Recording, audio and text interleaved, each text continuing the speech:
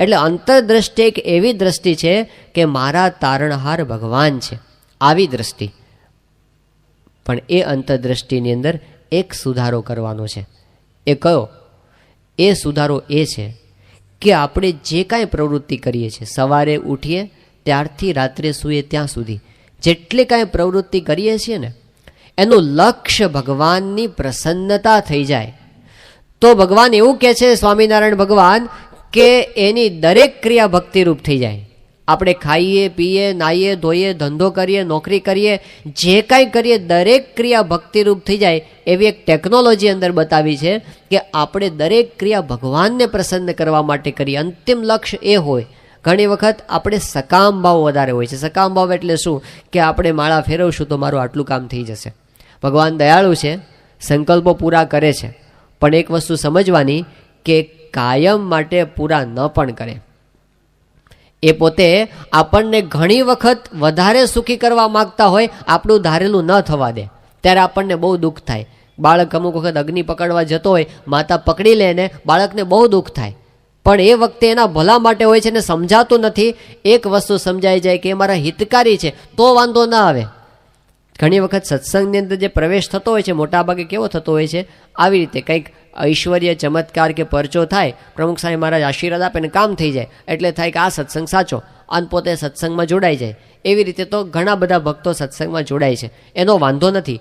પણ પછીથી અમુક સમયે સમજણ પણ જરૂરી છે કે કાયમ માટે પૂરા ન પણ કરે. નાનો બાળક હોય અને સ્કૂલમાં ન જતો હોય તો લોલીપોપ આપે કે લે બેટા જા તું, અને પોતે ચોકલેટની લાલચે સ્કૂલમાં જાય કે બાલ મંદિરમાં જાય, પેલા કેજીમાં જાય, કિન્ડર ગાર્ડનમાં.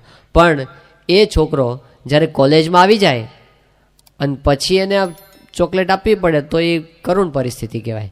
પછી એને આપવાની હોય નહીં, એ મોટો થઈ ગયો. એમ સત્સંગમાં આપણે મોટા થઈએ પછી ઘણી વખત ન પણ આપે. શ્રીમદ ભાગવતના 10મ સ્કંદની અંદર યુધિષ્ઠિર એ પોતે એક પ્રશ્ન પૂછે છે શ્રી કૃષ્ણ ભગવાનને. એ કહે છે કે પ્રભુ, મને છે ને આ દુનિયામાં એક આશ્ચર્ય દેખાય છે. કે કયું આશ્ચર્ય? કે હું જોઉં છું કે જે લોકો તમારું ભજન નથી કરતા ને, એ લોકો જલસા કરે છે, બંગલાઓમાં રહે છે, ગાડીઓમાં ફરે છે, અને આમ સમાજમાં વાહ વાહ થાય છે એની. અને હું જોઉં છું કેટલાક બિચારા તમારા ભગત જે હોય છે ને એ તો હાવ સ્લીપર ઘસતા જોઉં છું. આવી વિચિત્રતા કેમ મને દુનિયામાં દેખાય છે? આવો યુધિષ્ઠિરે પ્રશ્ન પૂછ્યો. શ્રી કૃષ્ણ ભગવાને એનો જવાબ આપ્યો. એણે કીધું, યુધિષ્ઠિર સાંભળ, મારી રીત કેવી છે. યસ્યાહમ અનુગૃહણામી હરિષ્યે તદ્ધનમ શનૈહિ. મારી રીત એવી છે કે હું જેના ઉપર રાજી થાઉં ને એનું ધન લેવા માંડું છું. યસ્યાહમ અનુગૃહણામી હરિષ્યે તદ્ધનમ શનૈહિ. ધીમે ધીમે એનું ધન હું લેવા માંડું છું. આ મારી કૃપાનું લક્ષણ છે. એટલે કોઈના પર કૃપા થવા માંડી હોય, વિચારવાનું આપણે પાસેથી લેવા માંડ્યા, કૃપા છે. આ કૃપા બહુ ભારે છે. મુંબઈમાં યોગીજી મહારાજ પોતે સભામાં પધાર્યા, સામે વજુભાઈ શેઠ બેઠા હતા. એમને બહુ આમ બોલવાની છૂટ યોગીજી મહારાજ સાથે. એટલે વજુભાઈ શેઠ કે યોગી બાપા તમે અમારા બધા ઉપર રાજી રહેજો.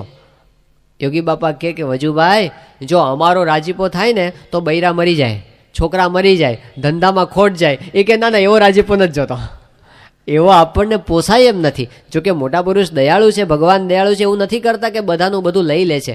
એ આપણને આપે છે, પણ એક ધ્યાન રાખે છે, આપણને બહુ બંધન નહીં થવા દે. એ તો એમની બિરુદ છે.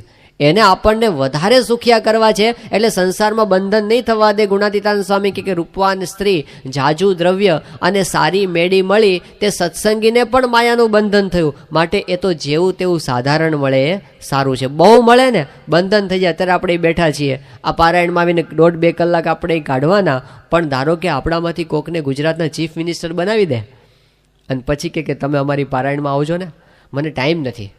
હોય ટાઈમ આપણને, અને પછી આવીએ તો બાપા હોય ત્યારે આવીએ, અને સ્ટેજ ઉપર બેસીએ અને પ્રવચન કરીને જતા રહીએ. બાપાનું પ્રવચન સાંભળવા આપણને ટાઈમ ના હોય. પછી ચીફ મિનિસ્ટર થઈ ગયા તો એવા ચીફ મિનિસ્ટર પણ શું કામનું કે આપણે કલ્યાણનું કાંઈ ન થાય. અત્યારે આપણને કે તમે સેવા કરો, ઝાડુ લઈને હાથમાં લઈને મંડી પડીએ, પણ આપણને જો અનિલભાઈ અંબાણી જેટલી સંપત્તિ આવી જાય પછી થાય આવું કામ? નહીં થાય. સત્સંગ ન થાય, સેવા ન થાય, ભક્તિ ન થાય, ત્યારે થાય શું? ગુણાતીતાનંદ સ્વામી કહે છે કે આ ખંડેરાવ એ એક દિવસમાં જેટલું પાપ કરે એટલું ગરીબ માણસ આખી જિંદગીમાં ન કરે. પાપ ભેગા કરવાના, ત્યાં મોટા થઈને કરવાનું શું? પાપ ભેગા કરવાના. એવા મોટપમાં આપણને નથી ચડાવવા એમને, એટલે આપણને માપમાં રાખે છે. હા, આપણે એવા ખમતીધર થઈએ કે આપણે આખી દુનિયાના રાજા બનીએ અને છતાં પણ સંતના ચરણમાં બેસવાની નમ્રતા આપણામાં આવશે ને, એ દિવસે આપણને દુનિયાના રાજા બનાવી દેશે. એવો અમને વિશ્વાસ આવશે ને કે આને બંધન નહીં થાય, તો એ આપવા જ બેઠા છે, એમને કંઈ લઈ નથી લેવું. પણ બંધન થવા માંડ્યું તો એ આપણું લેશે. એમને આપણા જીવનું હિત કરવું છે. એને આપણને આત્યંતિક જે દુઃખથી સુખ ઉપજે એ દુઃખ આપે દયા કરી. જે દુઃખથી આપણને સુખ મળવાનું છે ને, જો આ ન સમજાણું હોય ને તો પછી આપણને સત્સંગની અંદર પણ મજા નથી આવતી. એટલે શું થાય? આપણું ધાર્યું નથી થતું, એવા ને એવા ફરિયાદો આપણી રહ્યા કરે. એક વખત એક ભાઈને પોતાના ઘરમાંથી મોટો કબાટ બહાર કાઢવાનો હતો, આમ 5 ફૂટ પહોળો અને 8 ફૂટ ઊંચો અને વજનદાર, અને ઘરમાં એકલા માણસ, બહાર કાઢવાનો. એટલે પછી ધક્કો મારતા દરવાજા સુધી લઈ ગયા. પછી તો અડધો કબાટ બહાર નીકળ્યો ને અડધો અંદર હતો. પછી તો ખસે નહીં એટલે થાક્યા. કોકની મદદ ગોતવા માંડ્યા રસ્તા ઉપર જઈને, કોઈ છે ભાઈ? અને એ વખતે એક પોલીસના જમાદાર કોન્સ્ટેબલ ત્યાંથી નીકળ્યા. એટલે એમણે કીધું કે જમાદાર સાહેબ આવો ને, મદદ કરાવો ને, આ કબાટ ખસેડવાનો છે. કંઈ વાંધો નહીં, હાલો. એટલે એ મદદ કરવા માટે આવ્યા અને જમાદાર બહારથી મદદ કરે, આ ભાઈ અંદરથી. અને બંને જણાએ મહેનત ચાલુ કરી. 5, 10, 15 મિનિટ સુધી મહેનત કરી. બંને પરસેવે રેબઝેબ થયા, પેલો કબાટ ખસે જ નહીં ને. પછી તો ઓલા જમાદારે થાકી ગયા, એટલે પરસેવો લૂછતા આવ્યા. એ કે સાહેબ આ કબાટ ઘરમાં નહીં આવે. એટલે કે શું કીધું તમે? એ કે આ કબાટ ઘરમાં નહીં આવે. એ કે મારે ઘરમાં નથી લાવવો. શું થતું હતું ખબર પડી? એ કહે આખી રાત બે મંડે ને તો એ કબાટ ત્યાંથી ખસવાનો હતો નહીં. એમ આપણે છે ને ભગવાનનું સુખ જોતું નથી અને ભગવાનને જગતનું સુખ આપવું નથી. એટલે છે ને બેયનું હામું પ્રેશર થાય છે. આપણને થાય કેમ સત્સંગમાં સુખ, એના પ્રવાહમાં ભળી જઈએ. સૂકું પાંદડું વાયુના આધારે અસ્તિત્વને છોડી દે છે. તમારે અમને જે આપવું એ આપજો. એ કહેવામાં આપણે હકીકતમાં બુદ્ધિશાળી છીએ. એક બાળક એના પપ્પા સાથે પસાર થતો હતો અને રસ્તામાં પેલા એના પિતાના મિત્રની દુકાન આવી, ચોકલેટોની દુકાન, બધી સરસ મજાની ચોકલેટો. એટલે પછી એ વખતે પોતાના મિત્રના દીકરાને જોયો એટલે બોલાવ્યો કે આવો બેટા, લે આ ચોકલેટ છે, લો આટલી બધી, આખા તબાસડામાં ભરીને ચોકલેટો, જેટલી જોઈએ એટલી લઈ લેતો. એ કે કાકા તમે આપો ને, તારી જાતે લઈ લેતો? એ કે ના તમે આપો. તો કીધું સારું લે હું આપું. એમ કરીને એને ખોબો ભર્યો. આમ અને ખોબો ભર્યો ને પેલા છોકરાએ પોતાનું ખમીસ ધરી દીધું આમ નાખવાની અંદર, લઈ લીધી બધી. પેલા કીધું કે તે તારી જાતે કેમ ન લીધી? એ કે જો કાકા મારા હાથ નાના છે અને તમારા હાથ મોટા છે. હું લઉં ને તો એક મુઠ્ઠી આવે ને તમે આપો ને તો ખોબો ભરીને આવે. સમજાણું? આપણને એટલો તો વિશ્વાસ આવે કે આપણા કરતાં એમના હાથ મોટા છે. ભગવાનના ને ગુરુના હાથ આપણા કરતાં મોટા છે. એટલે આપણે શું કામ મુઠ્ઠી ભરીએ? તમે આપો, જે આપવું એ આપો. હું શું કામ માગીને દુઃખી થાઉં કે માગ્યા પછી મારું થોડુંક મગાઈ જાય તો એમને જાજુ આપવું હોય અને આપણે આટલું માગીને ઉભા રહે? એમ નહીં, તમારે જે આપવું એ આપજો. તમારે જે આપવું, મને વિશ્વાસ છે કે તમે મારું હિત કરનાર છો, તમે મારું ખરાબ કરશો નહીં. પ્રાર્થના આવી કરવી, એમના પર છોડતા શીખવું. અને આખો દિવસ કામ પુરુષ પ્રયત્ન કરવાની ના નથી, એ કરવો, પણ રાત પડે ને ત્યારે આપણે ઈષ્ટદેવ આપણા ગુરુના ખોળામાં માથું મૂકીને સૂઈ જવું. આ તમને સોંપ્યું. ફળ આપવું એ તમારા હાથની અંદર છે. નિર્ભયતા. ભગવાન સામે દ્રષ્ટિ એટલે ભગવાન જ આપણા તારણહાર છે.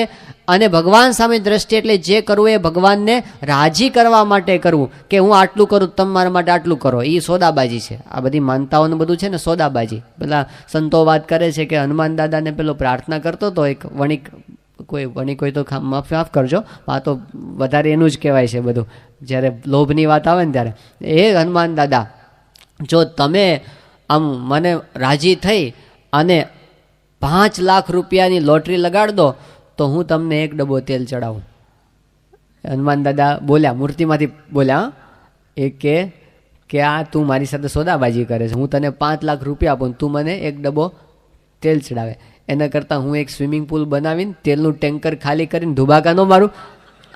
આવી સોદાબાજી કરીને તું મને છેતરવા માટે આવ્યો છે. તે પહેલાં એક બીબડી હતી, એ કે અબ્દુલ એનો દીકરો બીમાર પડ્યો હતો. એટલે કે એ અલ્લાહ मेरा अब्दुल यदि अच्छा हो जाएगा तो मैं तुमको आब जैसी रोटी खिलाऊंगी. એટલે ઓલો અબ્દુલ પથારીમાં હૂતો હૂતો સાંભળતો હતો, તાવમાં હૂતો હતો ને.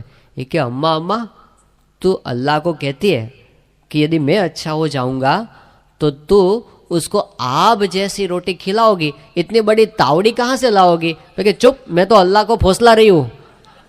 એ ફોસલા એવો છે, આપણા બધા ફોલાવવાના ધંધા છે. આપણે જે વાત કરીએ છીએ ને કે તમે આટલું, એ બધા ભગવાન કૃપાળુ છે અને આપણા સંકલ્પ પૂરા કરે જુદી વસ્તુ છે, બાકી ફોસલા એવા નથી.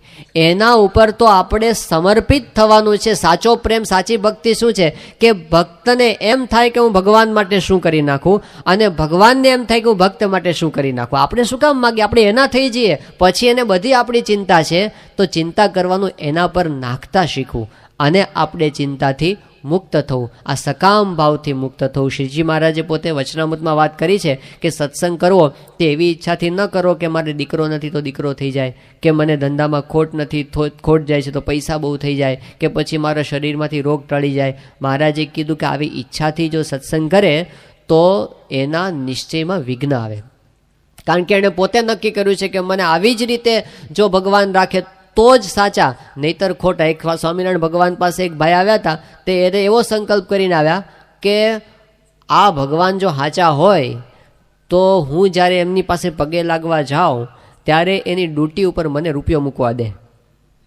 હવે આવા પ્રકારનો સંકલ્પ કરીને બેઠા એ, અને આવ્યા છેલ્લે, બધાની સાવ છેલ્લે આવ્યા. મહારાજે ઓલા આમ જોયું શ્રીજી મહારાજે, અને પોતે ગાદી ઉપર સૂઈ ગયા અને પોતાનું પેરણ ઊંચું કર્યું કે મુખ ડ્યુટી ઉપર રૂપિયો મુકાયો. પછી એને કીધું કે તું ડ્યુટી ઉપર રૂપિયો મૂકવા દો તો હું સાચો, નહીં તો હું ભગવાન મટી જાઉં. આવું કંઈ શાસ્ત્રમાં લખ્યું છે કે ડ્યુટી ઉપર રૂપિયો મૂકવા દે ભગવાન કહેવાય? પણ આવા સંકલ્પો કરીને બેસે, ભગવાન કૃપાળુ છે, પૂરા કરે, ન કરવા હોય તો નાય કરે.